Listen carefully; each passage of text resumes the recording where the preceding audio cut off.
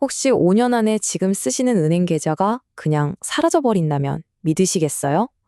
좀 황당하게 들릴 수도 있지만 지금 금융계에선 바로 이걸 두고 엄청난 전쟁이 시작됐습니다.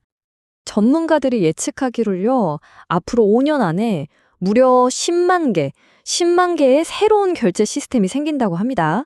이건 뭐 그냥 작은 변화가 아니죠. 아예 금융의 판 자체가 흔들리고 있다는 신호입니다. 그래서 파이낸셜 타임즈 같은 곳에서는 이걸 슈퍼사이클이라고 불러요. 그러니까 기존 금융 시스템의 전선을 그냥 싹 다 뽑아서 아예 새로 설치하는 수준의 정말 근본적인 변화가 오고 있다는 거죠. 자, 그럼 우리 금융 시스템을 이렇게 뿌리째 뒤흔들고 있다는 이 거대한 변화, 이 슈퍼사이클의 정체가 대체 뭘까요? 이 이야기의 주인공, 바로 스테이블 코인입니다. 네, 기존 금융이라는 거대한 제국에 아주 당당하게 도전장을 내민 아주 강력한 도전사죠. 스테이블 코인, 이름 그대로 안정적인 코인이란 뜻이에요. 우리가 아는 다른 암호화폐처럼 막 가격이 롤러코스터를 타는 게 아니고요. 미국 달러 같은 실제 돈의 그 가치를 1대1로 딱 고정시켜 놓은 디지털 화폐다. 이렇게 생각하시면 제일 쉽습니다. 근데 이게 왜 이렇게 갑자기 인기가 폭발한 걸까요? 일단 수수료가 거의 없어요. 그러면서도 전 세계 어디로든 거의 실시간으로 돈을 보낼 수 있죠. 해외에 돈 보낼 때 며칠씩 기다리고 비싼 수수료 내고 이럴 필요가 없어지는 거예요. 또 자국 화폐가 불안정한 나라에서는 내 재산을 지키는 아주 중요한 수단이 되기도 하고요. 심지어 미국 정부마저 이걸 달러의 영향력을 더 키울 수 있는 도구로 보고 있을 정도니까 말 다 했죠. 자, 이렇게 강력한 도전자가 나타나니까 기존 금융 제국이었던 은행들은 당연히 긴장할 수밖에 없겠죠. 과연 이 스테이블 코인은 은행의 어떤 약점을 정확히 파고들고 있는 걸까요?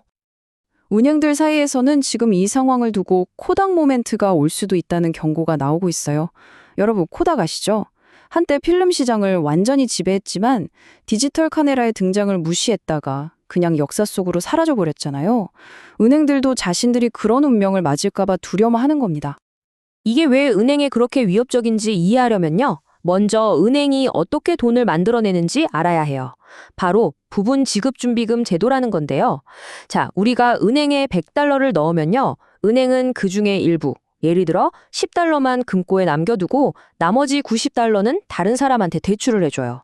그럼 시장에는 원래 있던 100달러와 새로 대출된 90달러, 합쳐서 190달러가 돌게 되는 거죠. 이게 바로 은행이 신용을 창출하는 어떻게 보면 마법 같은 방식입니다. 근데 이 마법의 가장 중요한 전제 조건이 뭔지 아세요? 바로 예금입니다. 예금이 있어야 돈을 빌려주고 또 돈을 만들 수 있는 거죠. 예금은 은행 시스템의 연료인 셈이에요. 그런데 스테이블 코인이 바로 그 연료를 은행 시스템 밖으로 직접 빼내가는 역할을 하는 겁니다. 이걸 금융용어로 예금 이탈이라고 해요.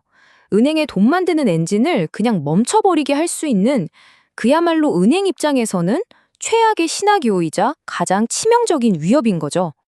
하지만 이 거대한 금융제국이 가만히 앉아서 당하고만 있지는 않겠죠? 당연히 반격에 나섰습니다. 자, 지금부터 은행들의 아주 전략적인 역습을 한번 살펴보겠습니다. 은행들이 꺼내든 비장의 무기, 그 이름은 바로 예금 토큰입니다. 이름이 좀 어렵나요?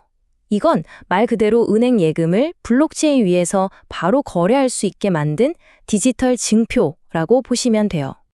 이게 그냥 아이디어 차원이 아니에요. JP모건 같은 세계적인 은행은 이미 이 시스템을 통해서 하루에 50억 달러, 우리 돈으로 거의 7조 원에 가까운 돈을 처리하고 있습니다. 이미 현실이 된 거죠. 자, 그럼 이 두 경쟁자를 한번 제대로 비교해 볼까요? 스테이블 코인의 최대 무기는 뭐니 해도 속도와 낮은 비용입니다. 반면에 은행의 예금 토큰은 기존 금융 시스템의 가장 큰 장점이죠. 안전성과 이자를 내세웁니다. 가치를 보증하는 주체도 달라요. 스테이블 코인은 보통 미국 국채 같은 자산으로 가치를 보증하는데 예금 토큰은 은행 예금 그 자체이기 때문에 정부의 완전한 규제와 예금자 보호를 받죠. 그리고 결정적으로 예금 토큰은 이자까지 줍니다. 이건 정말 엄청난 차이예요. 결국 이 거대한 돈의 전쟁은요, 바로 우리 모두의 지갑을 차지하기 위한 싸움입니다. 과연 이 최후의 격전지에서 웃는 자는 누가 될까요? 이 싸움은 사실 지역별로 양상이 조금씩 다릅니다. 미국 같은 경우는 전 세계적인 달러 패권을 유지하기 위해서 민간 스테이블 코인을 좀 더 활용하려는 움직임을 보이고요. 반면에 유럽은 자신들의 통화 주권을 지키는 게 더 중요하니까 은행이 주도하는 토큰이나 아예 중앙은행이 직접 디지털 화폐, 즉 CBDC를 발행하는 걸 더 선호하는 경향이 있습니다. 그래서 전문가들은 이렇게 예측합니다. 단기적으로 봤을 때 우리 같은 개인들이 쓰는 소액 결제 시장에서는 빠르고 간편한 스테이블 코인이 유리할 거다. 하지만 장기적으로 수십억, 수백억이 오가는 기업이나 기관, 금융 시장에서는 얘기가 다르다는 거죠. 이 시장에서는 속도보다 안전과 규제가 훨씬 중요하니까요. 결국 이자까지 주는 예금 토큰이 이 시장을 장악할 가능성이 높다고 보는 겁니다. 결국 이 모든 싸움은 혁신적인 기술과 기존의 규제 시스템이 정면으로 충돌하는 지점에서 벌어지고 있는 셈입니다. 이 거대한 돈의 전쟁, 여러분의 지갑을 차지할 최종 승자는 과연 누가 될 거라고 생각하세요? 여러분이라면 어떤 미래를 선택하시겠습니까? 빠르고 저렴한 도전자 스테이블 코인인가요? 아니면 안전하고 이자까지 주는 현 챔피언 예금 토큰인가요? 여러분의 선택이 궁금하네요. 댓글로 한번 남겨주세요. 그리고 이렇게 여러분의 세계를 바꾸고 있는 중요한 힘에 대한 더 깊이 있는 분석을 계속해서 보고 싶으시다면 지금 바로 팔로우 해주세요.